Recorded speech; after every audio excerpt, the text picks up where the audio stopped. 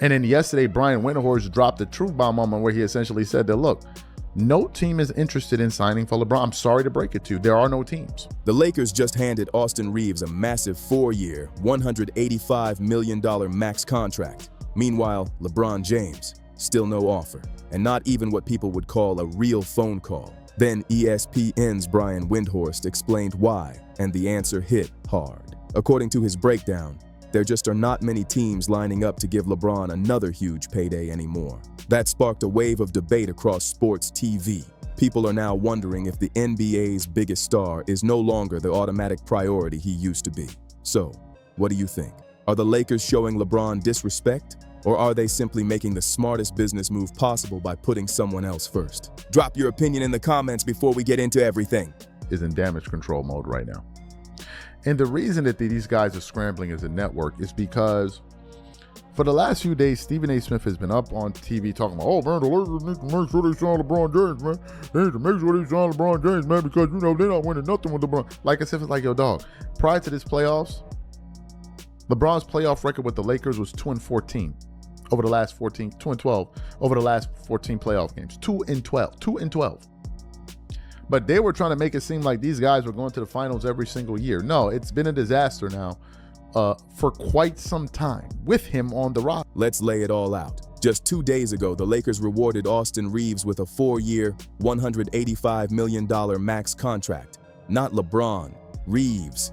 Think about how wild that is. Reaves came into the league as an undrafted player from Oklahoma and joined the Lakers in 2021. Now he has landed the biggest contract ever given to an undrafted player in NBA history. At the same time, the 41-year-old all-time scoring leader is still waiting to hear what comes next. That alone has people asking if this is a clear sign that the franchise is entering a new chapter. But then, of course, the news came out that Austin Reaves was extended by the Lakers for a 4-year, $185 million contract. And that's when the writing started to show up on the wall. Okay, yeah, maybe this franchise is moving on. So today, during an episode on First Take, it was Stephen A. Smith, I think Vince Goodell, and Kendrick Perkins. And they started panicking on the set. Oh my God! Why did they focus on LeBron? Even Stephen A. Even Kendrick Perkins. Why the Lakers got it wrong? They should have prioritized LeBron James before they prioritized Austin Reaves. And they just going into damage control mode, because a lot of these people were the same people talking about there was this big market out there for the guy. Like there were so many teams that were lining up to sign him. And then yesterday, Brian Windhorst dropped the truth bomb on him where he essentially said that, look, no team is interested in signing for LeBron. I'm sorry to... The order of events made people notice right away.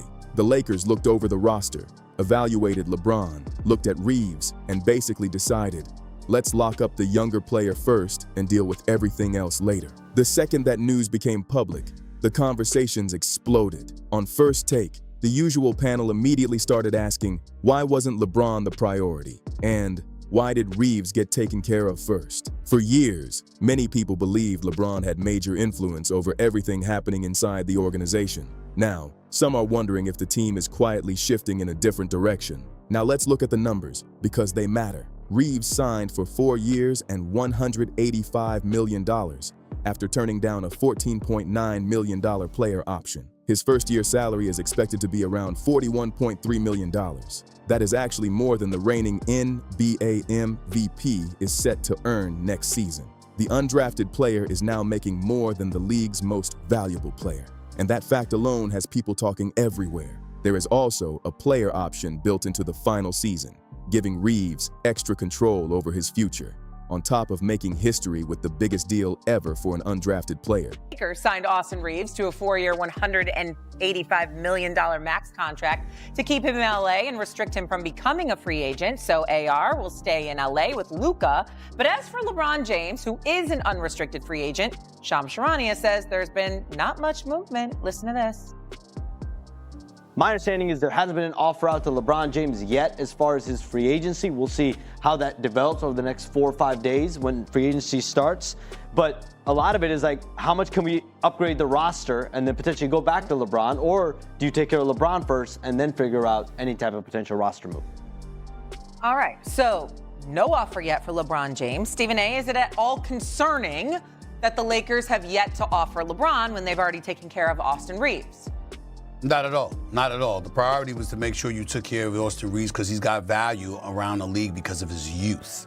And as a result of that, you can sign him and deal with other stuff later. He also secured flexibility for the years ahead. That is a huge win. So why did Reaves receive such a massive contract? It all comes down to one simple word: leverage. The Detroit Pistons reportedly had plenty of salary cap space and were prepared to make a serious push for him. That meant the Lakers could not afford to take their time or make a low offer. According to Brian Windhorst, just 2 days before everything became official, Los Angeles was reportedly offering around $30 million per year. Then Detroit became a real factor, and within about 24 hours, that number reportedly jumped to more than $45 million annually. That is an enormous increase in almost no time. No surprise people shared the viral picture of Reaves falling over on the golf course after getting the news. Most people would probably react the same way. That is exactly what leverage looks like. When another team genuinely wants you, your current team often has to raise its offer or risk losing you. Now keep that in mind, because this is where the conversation becomes much tougher for LeBron. Windhorst raised the obvious question. You got Luke Kennard, you got Jackson Hayes, you got these people along with LeBron James. You can exercise bird rights and keep those guys, you know that, so that's a reality. But most importantly, here's the thing that's not being said. LeBron James has graduated to a point in the NBA in his career where he could essentially choose where he wants to go for the most part.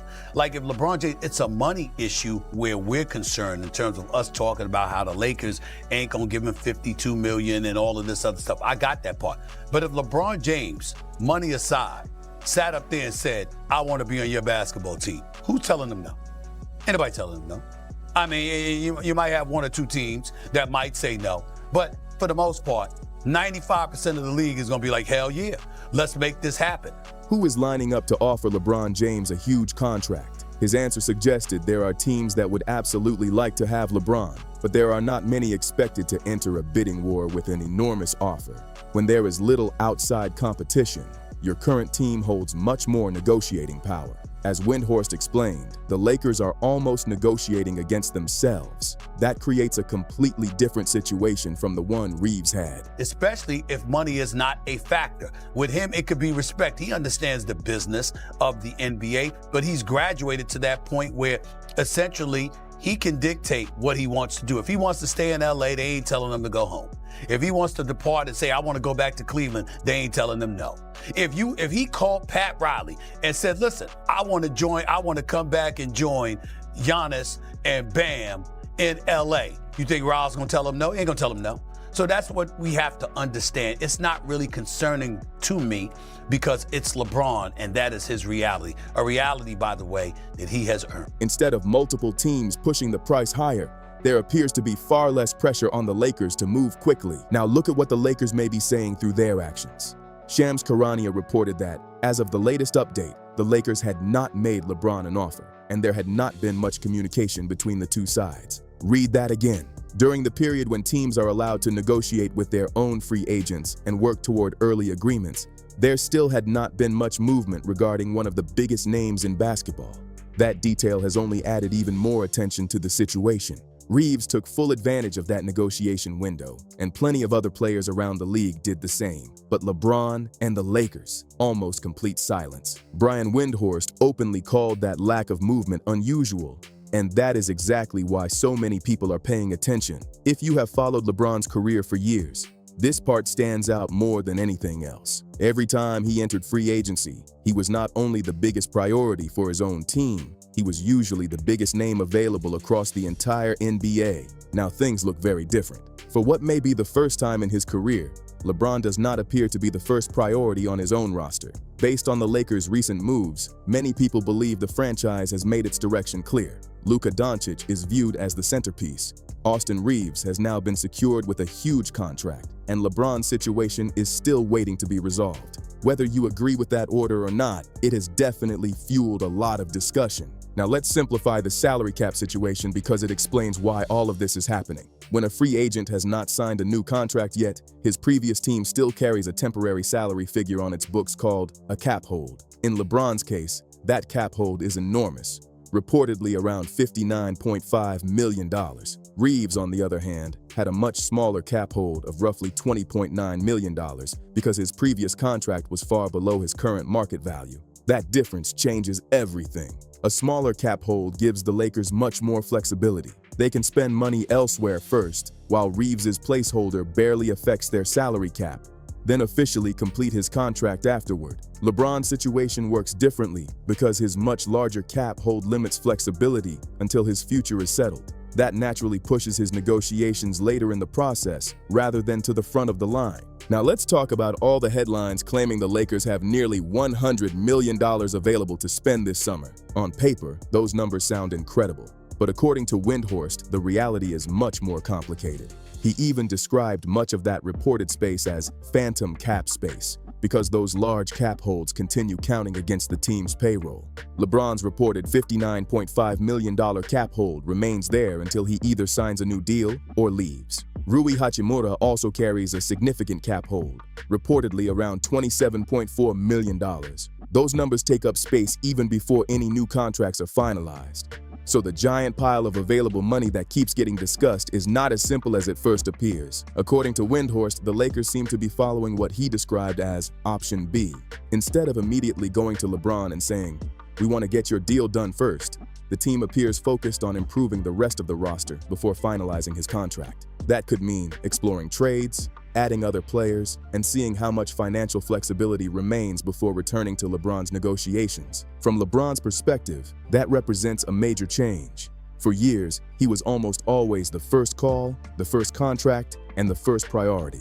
Now, the possibility of waiting until other moves are completed creates a very different situation than what fans have become used to seeing. Now let's address one of the biggest parts of this conversation that many debates keep circling around. LeBron is now 41 years old. That is simply a fact, and age always becomes part of contract discussions in professional sports. Teams have to balance past accomplishments with future expectations when deciding how much money to commit. Because of that, many analysts believe a maximum contract worth more than $50 million per season would be difficult for any front office to justify. That is not necessarily about questioning LeBron's greatness. It is about how NBA teams evaluate long-term financial decisions under the salary cap. So when people describe the quiet market as a sign of disrespect, others argue there is another explanation. Teams may still value LeBron tremendously, while also approaching negotiations with realistic financial limits. Those are two very different ideas. That does not mean there is zero interest around the league.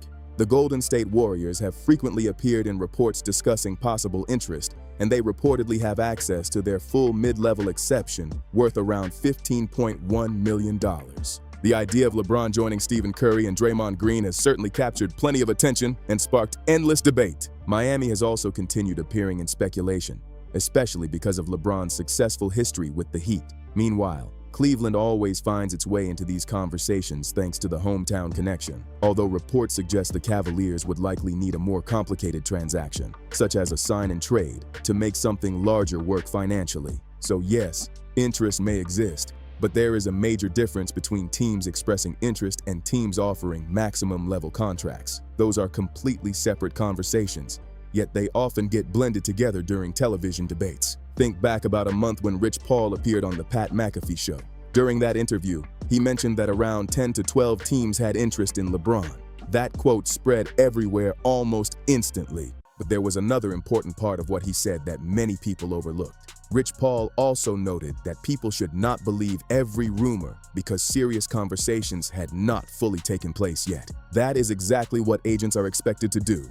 Their role includes generating interest, keeping options open, and helping create the strongest possible negotiating position for their clients. There is nothing unusual about that process. Now fast forward to today, and fans are asking a different question. If there really were that many interested teams, where are the reported offers? And just as importantly, what kind of contracts are being discussed?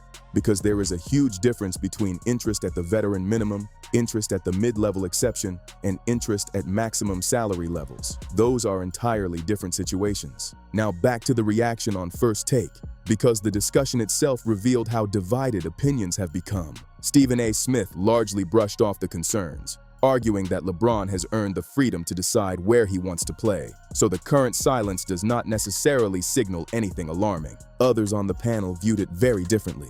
They pointed out that throughout LeBron's legendary career, he has almost always been treated as the unquestioned top priority wherever he played. If the Lakers are now approaching negotiations differently, that represents a noticeable shift. Whether that ultimately affects LeBron's decision remains to be seen, but it has certainly become one of the biggest storylines surrounding the offseason. Then Kendrick Perkins came in with one of the strongest opinions of them all. He argued that the Lakers have already revealed who they see as their core players, Luka Doncic and Austin Reaves. He also questioned whether a championship team can be built around a backcourt with defensive concerns. 3 different analysts, 3 completely different viewpoints, and the debate only became louder. Now, if you look at this from the Lakers' business perspective, their strategy starts to make a lot more sense. Reaves is only 27 years old, and he has improved every single season since entering the NBA. He has developed into a reliable scorer and an important part of the team's future. If the Lakers become contenders, he fits perfectly next to Luka.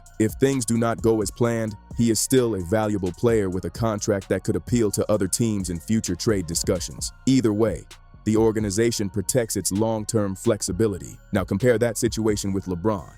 If a team gives a 41-year-old player a massive 2-year maximum contract, moving that deal later becomes much more difficult. That is simply how NBA roster building works. From that viewpoint, locking in the younger player first is not necessarily about disrespect. It is about preserving as many options as possible for the future. Reaves also admitted that free agency was an unusual experience for him. He said he did not enjoy the uncertainty, describing the whole process as strange because he simply wanted to know where he would be playing.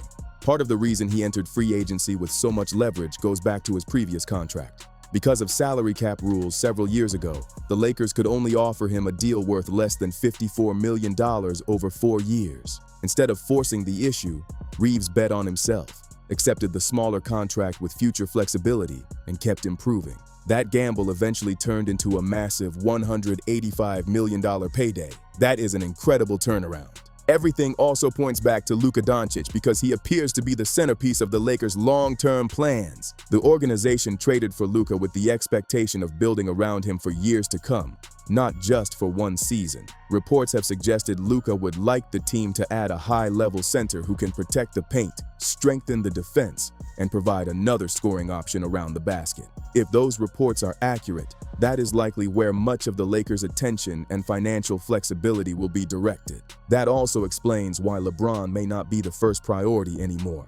No matter how remarkable his career has been or how many records he owns, the franchise appears focused on building for the future around a younger superstar. There is one major challenge, though. Finding an elite center is much easier to talk about than it is to actually accomplish. Players who can truly transform a team's defense are extremely difficult to acquire, and there are not many available. That means the Lakers could be chasing a very limited market while also managing complicated salary cap decisions. So the picture becomes much more complicated than some television debates make it sound.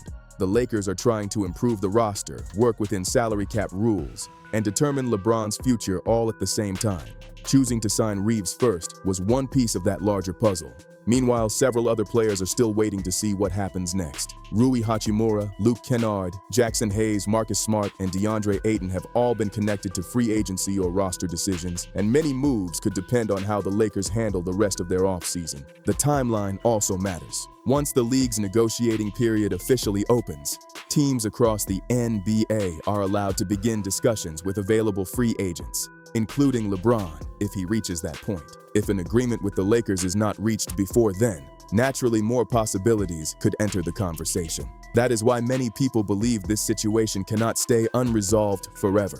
Not everyone is convinced the Reaves contract alone changes the Lakers' future either. Gilbert Arenas shared his opinion that the team still needs stronger overall pieces and suggested that keeping Reaves by itself may not be enough to push the Lakers into true championship contention. Whether fans agree or disagree, it adds another layer to an already heated debate. LeBron has also said publicly that he is not rushing his decision and plans to take his time before deciding what comes next. In past years, that kind of patience often reflected confidence and control. This time, many analysts are interpreting it in different ways because the market appears much different than it was during earlier stages of his career. It is also worth remembering how the Lakers have performed recently. Their latest playoff run ended earlier than many fans hoped, and previous seasons have also fallen short of championship expectations. Because of that, Some analysts question whether bringing back the same core alone would be enough to compete for another title. The NBA has continued moving forward with new stars, new contenders, and new champions emerging every season. Whether the Lakers can successfully balance honoring one of the greatest players in basketball history while preparing for the future is the question everyone is watching right now. If you enjoyed this breakdown, make sure to hit the like button, subscribe to the channel, and share this video with other NBA fans who have been following this story. I also want to hear what you think, so leave a comment below. Did the Lakers make the right move by paying Austin Reaves first, or should LeBron have been the top priority? Thanks for watching, and I'll see you in the next one.